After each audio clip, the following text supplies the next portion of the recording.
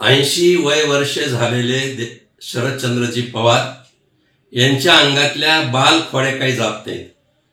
या देशात आणि राज्यात विरोधक जेव्हा संदिग्धता काही एखाद्या प्रश्नावरून निर्माण करतील, अशा वेळी स्वतः पवार साहेब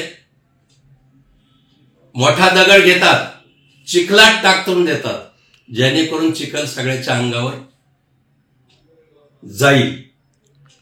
काल त्यांनी काय म्हटलं, विधानसभा निवडणुकीच्या अगोदर 2 लोक मला भेटले आणि 160 जागा म्हणजे बहुमत मिळून देऊ असं म्हणाले। हे कधी म्हणाले? 10 महिने पवार साहेब काही बोलले नाही, कुठल्याही आरोपावर त्यांची प्रतिक्रिया नाही। इंडिया आघाडीची बैठक काल दिल्लीत झाली। राहुल दरबारी ठरलं की आता वेगवेगळा नरेटिव्ह कसा प्रस्थापित करायचा, कोणी काय बोलायचं, काय करायचं, आणि काल ते तातडीने म्हणतात। माझा असा एक त्यांना सवाल आहे की पवार साहेब, वयोमाने तुम्हाला आठवत नसेल तर मला याची खात्री की तुमच्याकडे 2 लोक कोण होते।